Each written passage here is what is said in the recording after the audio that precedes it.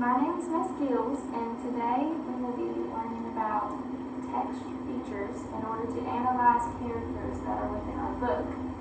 So today we're going to be reading from the series Miss Nelson, and the book that we will be reading is called Miss Nelson is Back. Okay, so first we're going to look at clues that we can find in our text in order to give us text evidence to give reason to our characters' characteristics.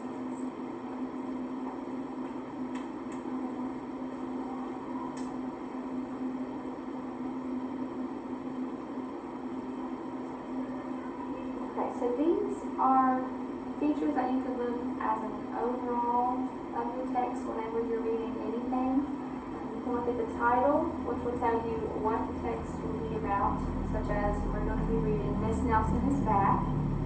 Your table of contents, the heading, any diagrams that are within the text, subheadings, photos, which will tell you like photo clues, give you some sort of way to inference about what is going on, a map, anything highlighted, underlined, or that is bold, labels, captions that can be within your photos, drawings are important, and graphs. So the big features that we'll be talking about today would be your title, your photo for your clues, any captions or any drawings that are within the text.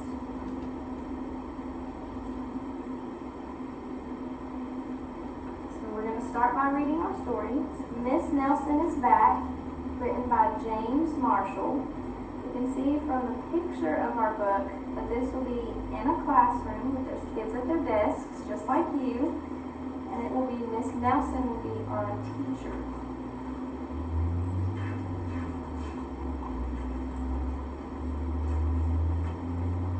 One Friday, Miss Nelson told her class that she was going to have her tonsils out. "I'll be away next week," she said, "and I expect you to behave."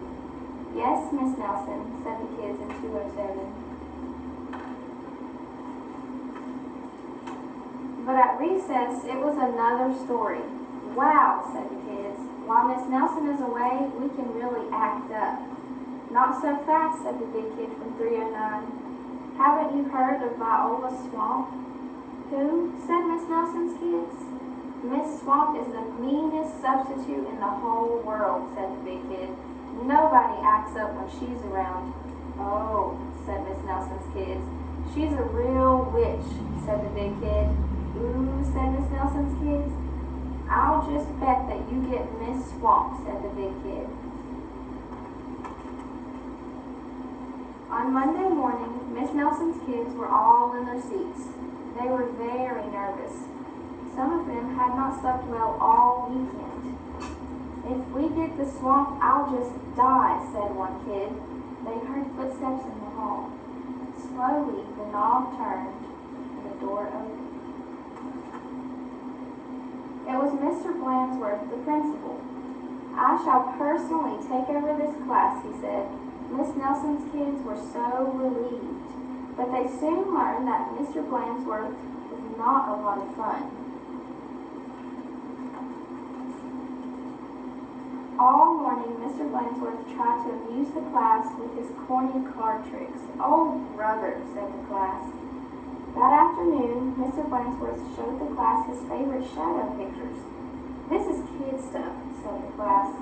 The next day, Mr. Blansworth demonstrated his favorite bird calls. They were not a success. And for 2 days, Mr. Blansworth showed slides of his goldfish, Lucille. Miss Nelson's kid had never been so bored. While dusting erasers in the schoolyards, 3 of the ringleaders of 207 discussed the situation. "Something will have to be done," they said. "We must get rid of Mr. Blansworth." And they hatched a plot. After school, they painted and sewed and borrowed some old clothes. And they practiced some very difficult stunt work in the backyard.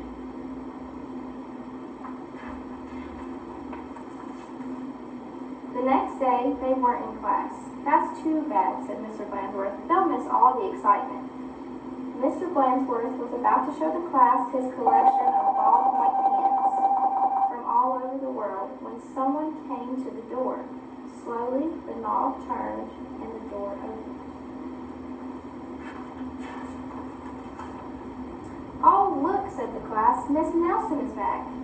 A tall, lumpy Miss Nelson tottered into the room.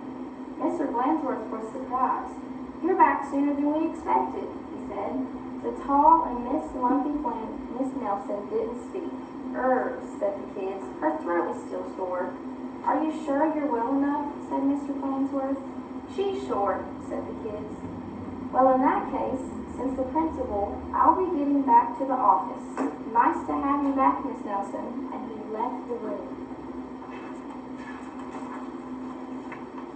"Hot dog," cried the class. "We got rid of Mr. Blansworth. Now we can do as we please." And on the stroke of 10, the kids from 207 left the building and no one stopped them. They went straight to the movies where they saw The Monster That Ate Chicago twice. "This is really living," they said. Afterward, they went to Lulu's where they stuffed themselves silly. But soon they made a serious mistake. Heading back to school, they passed Miss Nelson's house. Miss Nelson couldn't believe her eyes. "Those are my kids," she said in a scratchy voice. "What are they doing out of school, and who is with them?" Miss Nelson telephoned Mr. Blansworth to see what was going on. "You're not Miss Nelson," said Mr. Blansworth. "Miss Nelson is back." And she hung up the phone. "Can't fool me," he said. Said Miss Nelson. "Something will have to be done." And she went to her closet. Back in 207, Miss Nelson's kids were spending an agreeable afternoon. They were very pleased with themselves. "We should do this more often," they said. They did not notice a figure out in the hall. Slowly, the knob turned and the door opened. "My name is Viola Swamp," said the lady in a scratchy voice. "Yikes!" cried the kids. "The swamp!" "That's right," said Miss Swamp, "and I'm here to whip the class into shape. Get back to those desks on the double." The class did as they were told. The big kid from 309 was certainly right. Miss Swamp was a real witch. She knew how to get results. The class did a whole week's worth in no time. "We shouldn't have gotten rid of Mr. Blansworth," they said. "Pipe down," said the Swamp, or just as something under the desk attracted her attention. It was a mask. "Aha," said Miss Swamp, "so that's your little game." And she tried on the mask just as Mr. Blansworth stepped into the room. "Miss Nelson," said Mr. Blansworth, "I'm of the opinion that someone has been impersonating you." "Uh-oh," whispered the class. "You don't say," said Miss Swamp. "Probably just some kids acting up. I'm sure it won't happen again." And Mr. Blansworth left. "And it won't, will it?" said Miss Swamp to the class. "Because the swamp will be watching." A minute later, Miss Nelson appeared. "I'm back," she said. "Hot dog," cried the kids. "Are we glad to see you? Didn't you have fun with Mr. Blansworth?" said Miss Nelson. Said the kids. They decided not to mention Miss Viola Swamp, but they wondered why Miss Nelson hadn't seen her in the hall. Okay, so after reading our book, we're going to look up here and we're going to read our directions first. Okay, so first it says, "Give 3 details that describe this swamp. Then prove your answer with text evidence." So as we discussed from earlier, we're going to use our text features from the book to give a detail about Miss Swamp and then evidence to give reason for our detail, okay? So for an example, as the first one, just to give you of how we would do it. Okay, so on page 7,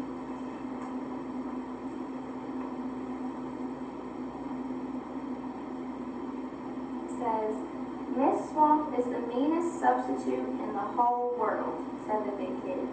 Nobody acts up when she's around. Ooh, said Miss Nelson's kids. She's a real witch, said the big kid. Ooh, said Miss Nelson's kids. So if we look,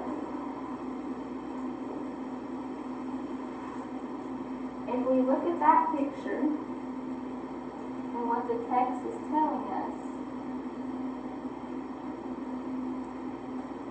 we can infer a detail about Miss Swamp. Does it say that she's nice? No. Does he say anything that says that he would like to have her as a substitute? No.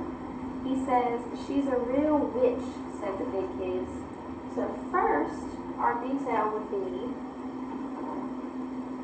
that Miss Swamp is the meanest substitute in the whole world. So that would be our detail number 1. So we would write Miss Swamp is the meanest substitute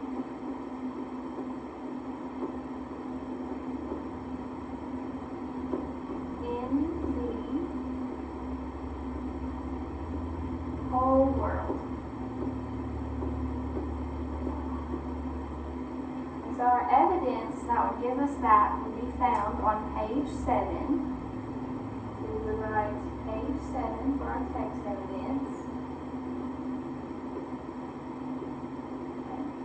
And who said that Miss Swamp would be the meanest substitute in the world? It would be the big kid. So we write page 7. We will say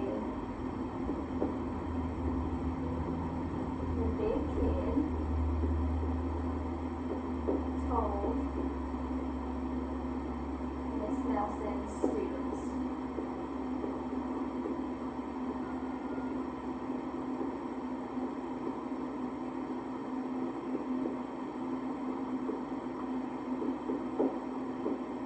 Okay.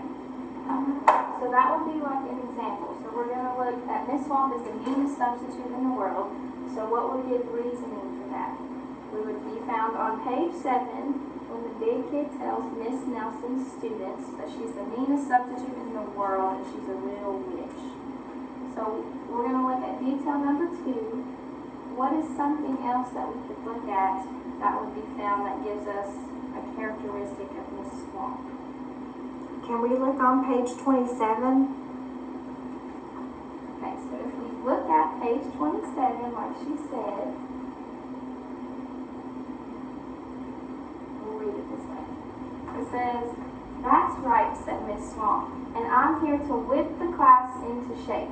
Get back to those desks on the double." The class did as it was told. The big kid from 309 was certainly right. Miss Swamp was a real witch. So what would be our detail number 2 about Miss Swamp? I think Miss Swamp can whip a class into shape.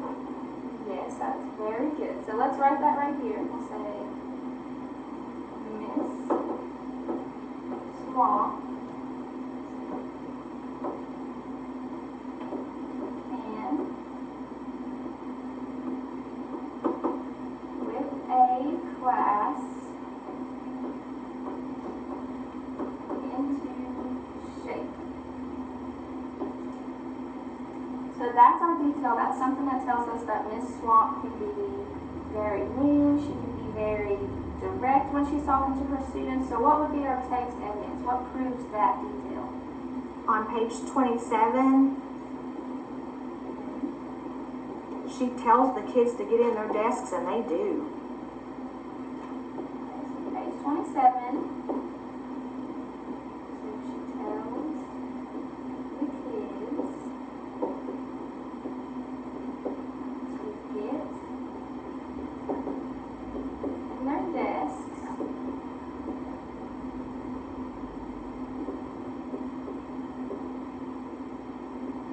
Say and yay big. Kind of number 3. So what would be another example of something that would tell us about Miss Swamp? Miss Gills, can we look on page 28? Okay, so she said page 28. So we're going to look and we're going to read that page, okay? It says, she knew how to get results. The class did a whole week's worth in no time. We shouldn't have gotten rid of Mr. Glansworth, it said. Pipe down, said the Swamp, or just then something under the desk attracted her attention. So as you can see from the picture that we're talking about our photo clues, the class, she's carrying books, they're doing all this work, a whole week's worth in one day. So what is something in detail about Miss Swamp that we can tell from the picture and our text? Miss Swamp works the students really hard. Yes, she does. Okay, so we're going to write that on number 3.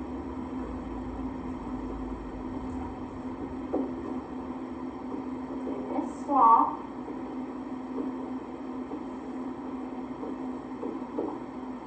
works the students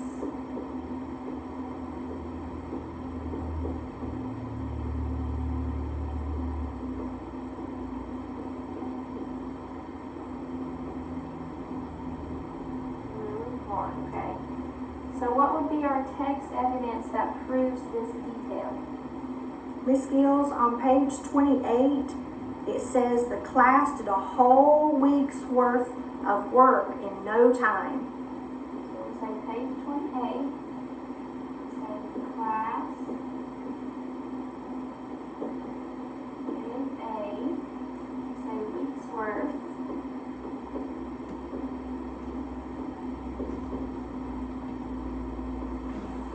of work